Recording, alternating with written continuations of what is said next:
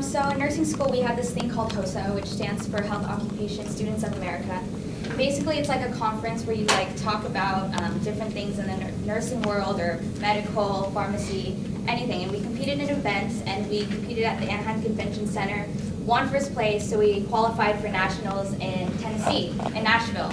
So we were looking at things to do in Nashville, and our instructor, her name is Mrs. McPeak, she told us, okay, we're arriving on a Tuesday in the morning, so you guys can do whatever you want on that day.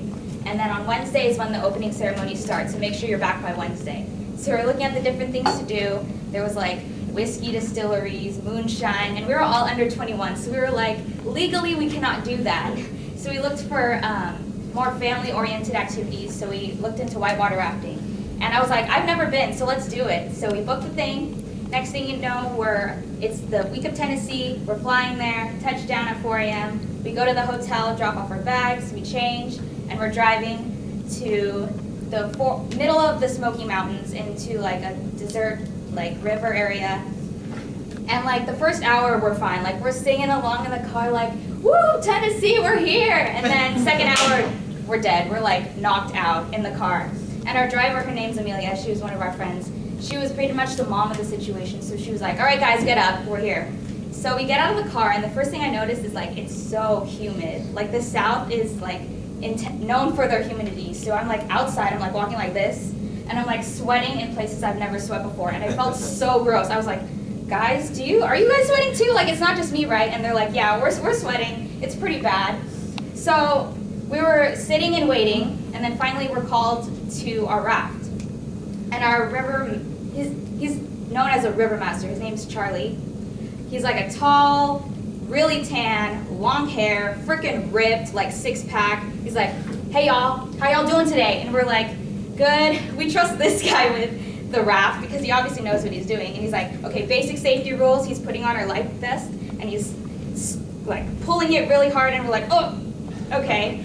He's telling us, make sure y'all are sitting down, make sure your feet are anchored in the raft, make sure you're having fun. And we're like, yeah, fun. So we go onto the bus and we drive up to where the river is.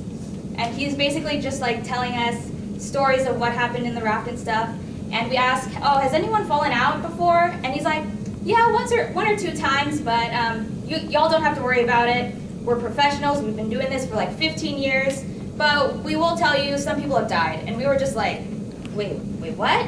And they're like, yeah, make sure if you fall out not to move your legs because your foot could get stuck in a rock down there and you could drown easily. And we were like, all right, we'll keep that in mind. So me jokingly with my friends, I was like, watch one of us fall out. And we were like, oh yeah, we could do CPR on each other, it'll be fine. We've done CPR before. So we get on the raft and we're sitting down, we're rowing. And then Charlie's like, y'all want to try surfing? And we're like, yeah, what is that? And it's basically when you turn the raft around like a 180 and you're riding the waves.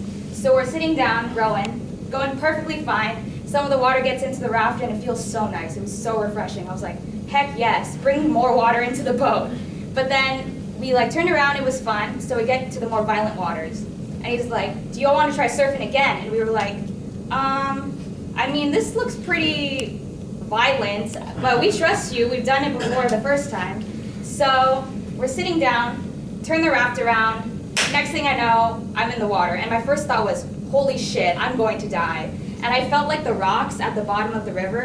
And I was like, okay, don't kick your legs because your foot could get caught. You could die right here, right now. In the middle of Tennessee, no one's gonna save you. But then when I emerged, I saw that there was a rock wall here, and then there was the raft, and they were coming in like close to me. So I could have got sandwiched in between the wall and the raft. And I was like freaking out, and I heard my friends calling, Lynette's out of the boat! She's out of the boat, someone get her! And then next thing I know, I see the oar, and they're reaching it down for me, and I grab it, pull me up, pull me by my life jacket, and I'm safely on the raft, thank God. Next thing I know, my friend's also out of the raft, and I'm like, oh my God, Christina's out of the raft, somebody save her! So we do the same thing with her, grab her, pull her up.